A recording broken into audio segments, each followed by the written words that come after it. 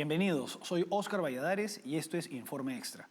Este domingo 13 de abril se realizó la segunda vuelta en las elecciones presidenciales del Ecuador y de acuerdo con los resultados dados por el Consejo Nacional Electoral, los resultados son irreversibles. El presidente y candidato Daniel Noboa ha vencido en estas elecciones con más de 11 puntos ante la candidata del correísmo, Luisa González. Para analizar los resultados de estas elecciones y la reacción por parte de la oposición nos acompaña Joselo Andrade, economista y director ejecutivo del Instituto Ecuatoriano de Economía Política. Joselo, gracias por acompañarnos. Listo, muchas gracias por la oportunidad y muy buenas noches con las personas que nos están escuchando y viendo en este momento. No, gracias a ti por acompañarnos. Bueno, eh, hay mucha polarización en el Ecuador, incluso esto se puede retroceder al 2023 en que Daniel Noboa se impuso también ante Luisa González con un margen muy pequeño de votos. ¿Cuál ha sido el clima en estas elecciones? ¿Cómo se ha vivido este proceso en el país? Bueno, a partir de la primera vuelta en que tuvimos unos resultados inéditos en los cuales dos grandes tiendas políticas concentraban la mayor parte de la votación, sea la del correísmo o la de Daniel Noboa, pues esto marcó de alguna forma una cancha totalmente diferente en nuestro país. Nunca habíamos tenido dos fuerzas políticas que concentren una votación tan amplia y también, digamos, de una forma tan cerrada. Sin embargo, a pesar de lo que todo el mundo esperaba, de que estas elecciones marcaran un resultado tal vez con una ligera ventaja a favor de Daniel Noboa, los resultados de los trackings o de los exit poll o incluso de las encuestadoras previas, nuevamente se equivocaron, puesto que a pesar de lo que la gente hubiese intuido, incluyéndome, la ventaja que le sacó Daniel Noboa al correísmo ha sido pues, sumamente importante, que se encuentra entre el orden de los 10 y 11 puntos. Ahora, como bien señalas, pues las encuestas mostraban un panorama en el que había un empate técnico y si es que uno de los candidatos ganaba, se esperaba pues que fuera por pocos puntos. Sin embargo, Daniel Noboa se ha impuesto por más de 11 puntos a Luisa González y esto ha llevado a una reacción por parte de la oposición que habla pues de un fraude electoral. ¿Estas denuncias tienen sustento, José Lu? Bueno, pues ninguno, o sea, a diferencia de lo que ellos están reclamando en este momento, reclamo que no tiene ni sustento técnico ni actas de votación a la mano. Ellos se apresuraron a reconocer el triunfo de Maduro sin ningún acta y sin embargo, con datos del Consejo Nacional Electoral, probablemente alrededor del 98% de las actas ya levantadas al sistema, pues no existe inconsistencia, no existen denuncias, no existen reparos. Estuvieron veedores internacionales y de ningún lado, salvo de ellos, viene una queja digamos, para tratar de manchar el resultado contundente del día de ayer, en el que los ecuatorianos expresaron que no querían correísmo, que estaban cansados del socialismo del siglo XXI y que temían de una forma, yo diría, muy intensa el retorno de Ecuador hacia esas viejas prácticas que se asemejan mucho a las de Venezuela. Ahora, esto significa que digamos, las misiones de observación de la OEA, la misión de observación de la Unión Europea, no han mostrado pues, signos pues, de algún fraude, tampoco se encuentra signos de fraude por parte de los resultados dados por el Consejo Nacional Electoral. Entonces, la única evidencia que tienen, o lo único que es utilizado como evidencia por parte de la oposición es la diferencia entre las encuestas y los resultados dados el día de ayer. O sea, en realidad lo que pasa es que están tratando de desdibujar el triunfo que se tuvo ayer en las urnas por parte de los ecuatorianos frente al correísmo. Están tratando de matizar ese triunfo y de alguna manera instalar un relato en el cual ellos siguen siendo una fuerza política importante, a pesar de que el día de ayer, y con mucha diferencia, fueron golpeados de una manera muy certera. Es la tercera vez que de forma sistemática o consecutiva han perdido una elección a la presidencia y yo creo que con esto ya el correísmo no solamente que tomará conciencia con el paso de los días de que el Carondelet, es decir, en la capital del país, el Palacio de Gobierno, ya no es lugar para ellos y de que ya no son la fuerza que puede volver a colocar a un presidente en Ecuador. Lejos de eso, lo único que tienen son enunciados y ninguna prueba, ningún sustento, no tienen actas, no tienen ningún sistema de control electoral. Incluso la semana pasada estaban ellos mencionando que tenían el mejor sistema de control electoral posible, pues, y si hubiese sido eso cierto, pues ese mismo sistema de control electoral les hubiese permitido con acta en mano, con copias de actas en mano, reclamar cualquier cosa. Sin embargo, esto es totalmente falso. Yo creo que es un relato que quieren instalar para que la derrota contundente que han sufrido no sea tan evidente. Ahora, ¿qué medidas de presión política o medidas legales pueden adoptar para impugnar estas elecciones? Ninguna. En realidad, no hay conversación sobre ese tema en ninguna de las redes sociales del país. No lo recoge la prensa. La prensa del Ecuador está simplemente analizando el triunfo de Daniel Noboa, está analizando el triunfo de la democracia sobre el autoritarismo.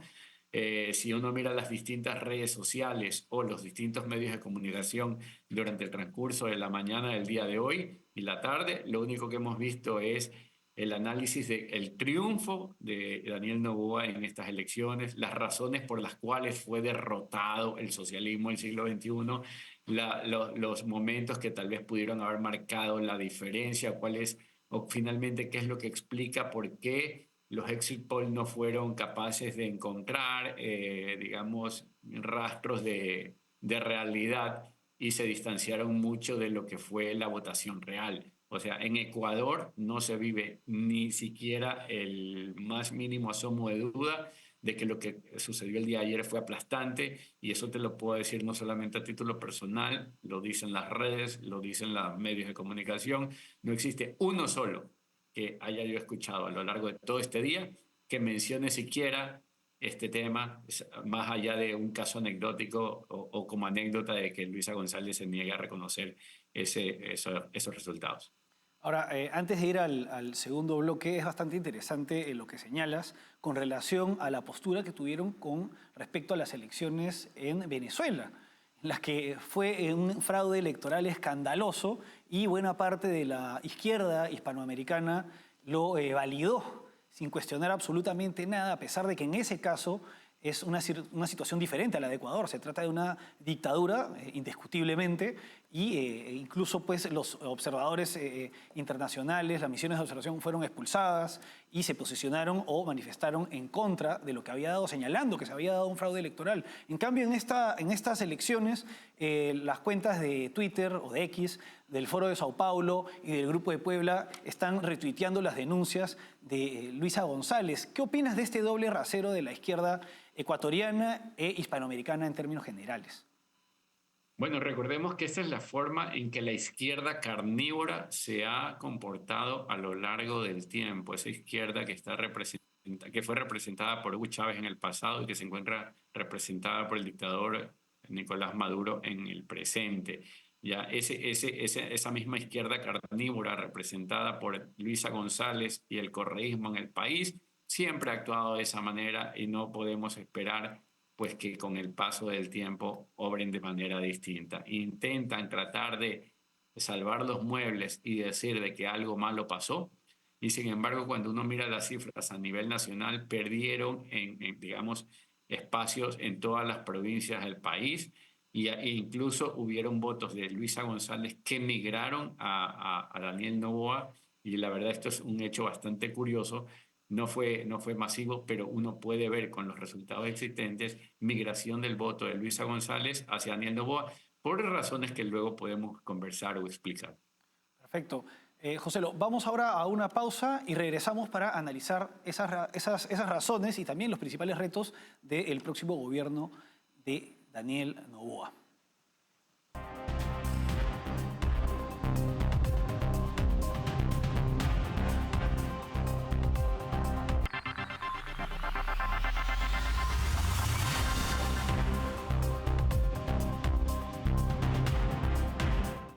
Seguimos en Informe Extra analizando los resultados de las elecciones presidenciales en Ecuador. Una segunda vuelta en la que el presidente y candidato Daniel Noboa se ha impuesto a la candidata del correísmo Luisa González, acompañados por Joselo Andrade, economista y director ejecutivo del Instituto Ecuatoriano de Economía Política. Joselo, en el bloque anterior mencionabas que se ha dado el caso de una importante parte de los votos de Luisa González que pasaron al candidato Daniel Noboa, al presidente Daniel Noboa, una migración de los votos en esta segunda vuelta. ¿A qué se debe esta migración, este cambio por parte de ese sector de la ciudadanía? Bueno, vamos a explicar las distintas cosas que creo yo fueron parte del triunfo de Daniel Noboa y en medio de ello, pues lo que acabas de anotar, ¿no? Una, en realidad los ecuatorianos enfrentados a la posibilidad de que el socialismo del siglo XXI retornara al país, acudieron masivamente a las urnas, incorporándose nuevos electores al proceso de segunda vuelta. ¿Qué quiere decir con esto? Que en la primera vuelta electoral no estaban todos los electores votando y en este segundo proceso se incorporaron un montón de nuevos electores que por distintas razones no habían asistido. Entre ellos porque votar en el Ecuador, pues cuando se tienen dos vueltas, implica una papeleta, un certificado de votación que te permite hacer determinados temas legales. Entonces, dado que sabes que siempre va a haber una segunda oportunidad de obtener ese papel y que ese papel, el de primera vuelta, va a durar tan solo escasos días o meses, pues la gente siempre acude a votar con, digamos, en mayor número en la segunda vuelta. Segundo, se incorporaron electores del voto facultativo, un gran margen de electores de tercera edad y de nuevos jóvenes que, digamos, motivados por el susto, motivados por la decisión cívica de evitar que el Ecuador se vuelva una dictadura o se vuelva un régimen totalitario, pues acudieron a las urnas. También tenemos, y yo diría que este es un hecho tal vez el más novedoso, ¿ya? Y es que en Ecuador se prohibió la toma fotográfica del voto, ¿ya? En esta ocasión. Y eso, y uno lo podía escuchar en las calles, desincentivó el pago del voto por parte del correísmo a la ciudadanía. Y este mismo fin de semana, yo me acuerdo, caminando a la playa, cuando iba con mi familia por la arena, escuchaba a una persona decir, ya no se va a poder cobrar esos $20 por voto, ¿ya? Dado que ahora ya no existe la prueba de poder fotografiar una vez que votes la papeleta de votación. Y esto es también bastante interesante porque se sabe que en el Ecuador se paga por el voto y que ellos estaban pagando la cantidad de $20 por voto fotografiado y luego pues entregado, no sé, probablemente a carteles o a mafias organizadas o a grupos de delincuencia organizada que les daban algo de efectivo. Tal vez yo creo que ahí con esta prohibición con la cual no estaba todo el mundo de acuerdo, incluyéndome, digamos, de forma tibia, porque la verdad nunca adopté una posición con respecto a eso, pues yo creo que el dificultar la transacción comercial, que es mi voto por $20 para el correísmo, pues se perdieron muchísimos votos que normalmente se encuentran ahí ligados a ese pago o a esa transferencia económica. Luego también tienes unos temas de errores de campaña fundamental, ¿no? Si bien Luisa González, yo creo, en esta ocasión fue mejor candidata que en el pasado, no, esto no evitó que sus compañeros de fórmula o que sus compañeros de equipo cometan errores importantísimos. Por ejemplo, hablaron de la dolarización, hablaron de ecuadólares, hablaron de posibles monedas paralelas y esto perjudicó muchísimo la campaña de Luisa González. También se hablaba, por ejemplo, de reelección indefinida. También, digamos, se habló de gestores de paz, estas milicias o estos grupos medio paramilitares que toman vida o que ya son ejemplos en sociedades totalitarias como la cubana o como la venezolana, lo cual aterró muchísimo al electorado ecuatoriano y de alguna manera concentró la votación demócrata en la elección de Daniel Noboa. Es decir que Luisa González estaba proponiendo algo como los colectivos. En efecto, y les denominaron gestores de paz y dijeron que los iba a pagar el Estado ecuatoriano, es decir, nosotros los ecuatorianos, y que de alguna manera iban a estar ahí. Pero nosotros ya hemos escuchado de eso porque vivimos el socialismo del siglo XXI en el pasado, y en el pasado se les llamó comités de defensa de la revolución simulando lo que pasaba en Cuba y simulando lo que pasaba en Venezuela. Entonces querían reinstalar estos grupos organizados que lo que hacían era vender a la ciudadanía, es decir, de alguna forma delatarla cuando ésta no se comportaba de acuerdo a los dictámenes del partido. ese comportamiento, esa práctica y ese conocimiento por parte de la ciudadanía ecuatoriana de que eso podía pasar en nuestro país, también les jugó muy mal. Ahora, teniendo en cuenta este proyecto que señalas, ¿no? La cercanía de Luisa González al socialismo del siglo XXI, su falta de condena pues, a la dictadura de Nicolás Maduro, por más de que trate de acercarse más a, digamos, a un socialismo del siglo XXI, pero más pegado pues, al Uruguay pues, de Mujica, se reunió con él, los vínculos son innegables, pero de todos modos ha tenido la suficiente fuerza para ser la candidata que fue a segunda vuelta en 2 ocasiones. ¿Cómo explicas esto? Aparte, teniendo en cuenta la migración venezolana que debe ser bastante grande en el Ecuador.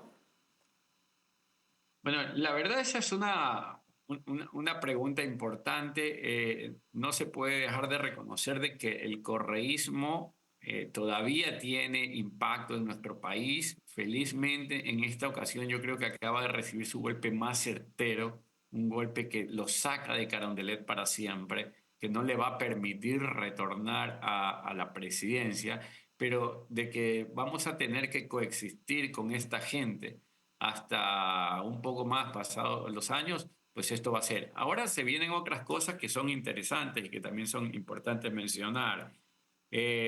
Tanto Luisa González como Daniel Noboa hablaban de una asamblea constituyente, ¿ya? Y honestamente, aunque soy partidario de una asamblea constituyente basados en los resultados de la primera vuelta, Claro. esta constituyente hubiese tenido una división, digamos, de congresistas o de asambleístas constituyentes muy pareja, imposibilitando tal vez toda posibilidad de reforma para el país.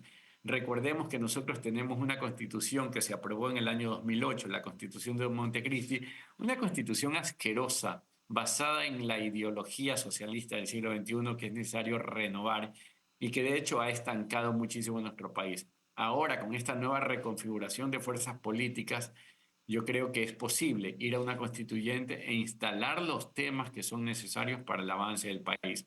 Algo que también olvidé mencionar, pero que no deja de ser importante, sobre todo para aquellas personas que nos escuchan y que no son propiamente ecuatorianos, es que durante las últimas semanas saltaron a la luz nuevos chats, ya encontrados en el celular de un consejero del Consejo de Participación Ciudadana y Control Social, escúchese bien, Control Social, instalado por la Asamblea Constituyente en la Constitución de Montecristi como un poder más dentro del Estado ecuatoriano.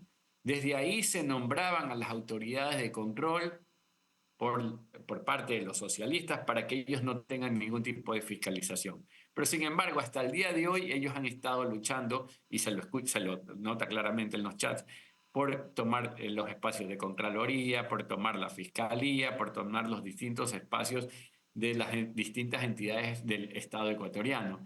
Pero esos chats que fueron a dar a manos de la Fiscalía y que se encontraban, pues, obviamente, en propiedad de uno de los consejeros de Participación Ciudadana, dio paso al escándalo llamado la Liga Azul, toda una, digamos, una logia de correístas instalada en ese comité, en ese organismo de control social, como lo indicaba, ¿ya? Y bueno, en esos chats escuchabas de todo. O sea, en esos chats se habla de la vinculación de RC5 y la toma de los poderes constituidos, se habla de sus relaciones, se habla de las conversaciones entre Noboa, Luisa González y ellos, incluso se llega a decir, hermano, no estamos en el poder, hay que tomar lo que venga, hay que tomar lo que haya.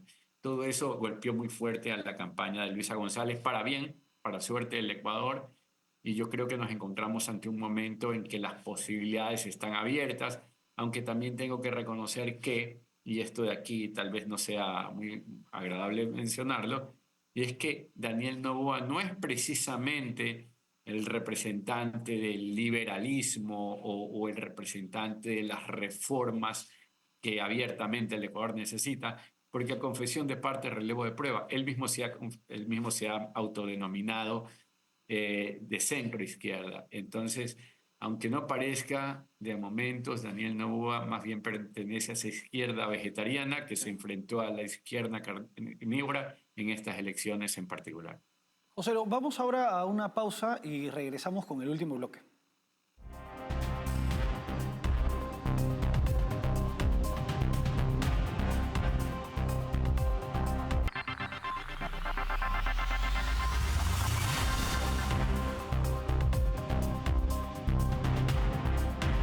Seguimos en Informe Extra analizando los resultados de las elecciones del Ecuador, acompañados por José Andrade, economista y director ejecutivo del Instituto Ecuatoriano de Economía Política.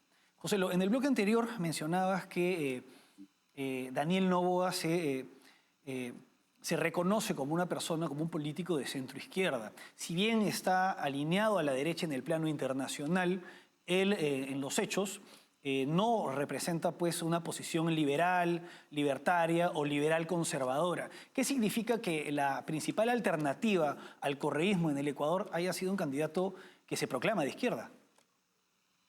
Bueno, la verdad eso tiene implicaciones y yo creo que las implicaciones más importantes son las que podemos ver en el plano económico. Ante la falta de un norte, ante la falta de ideas y propuestas de orden liberal, el Ecuador ha estado estancado en lo económico durante todo su periodo de gestión hasta el momento.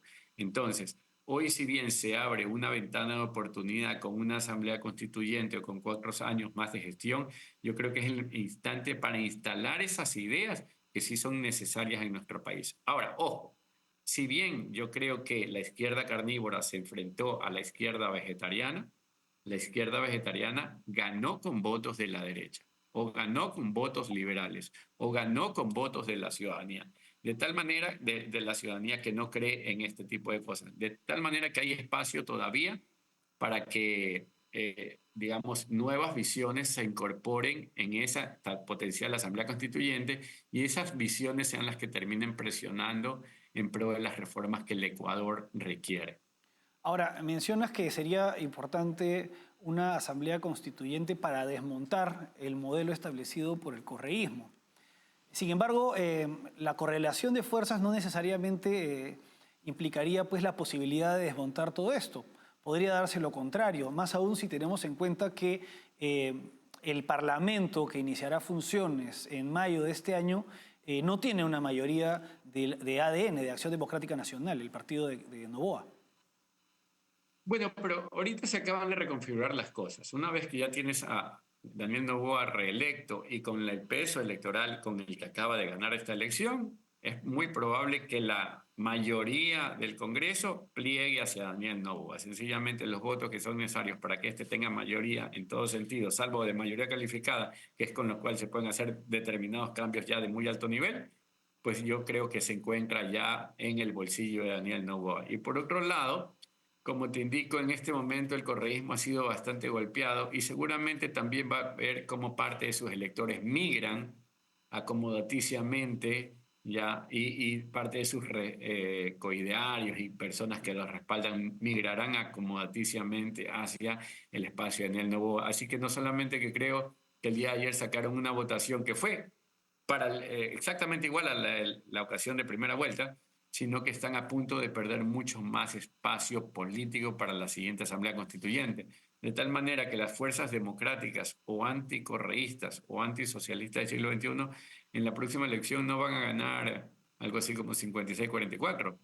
Probablemente estén ganando 60-40. Y con esa configuración diferente, pues yo creo que podemos tener espacio para los cambios que el país necesita. Pero el tema del desgaste político que se da por el hecho de estar en la presidencia, en el poder, no podría llevar a una situación diferente, más allá de que hayan perdido las elecciones los correístas. O sea, eso siempre es posible. Sin embargo, yo coincido con la mayoría de analistas en este momento que este es el instante de hacer la convocación a la Asamblea Constituyente. Y si bien esta tomará ponerse en efecto, no sé, tal vez probablemente algo así como un año o algo más de un año, convocada en este instante, yo creo que tiene toda posibilidad de lograr ese cambio. Siempre hay desgaste, definitivamente, pero ese desgaste que Daniel Noboa puede tener, perfectamente lo puede capitalizar otra tienda política o otra visión política que se encuentra en este momento junto a él, pero que no necesariamente depende de él, puesto que tiene su propia manera de mirar las cosas. Me refiero yo a las fuerzas democráticas que no siendo adherentes o simpatizantes de Daniel Noboa, no vieron otra opción que votar por él, porque la alternativa era terrible o era sencillamente impensable. José, ha sido un gusto tenerte con nosotros. Muchísimas gracias y estamos a la orden. Cuídense. Chao, chao. Bueno, hasta aquí Informe Extra. Gracias por acompañarnos.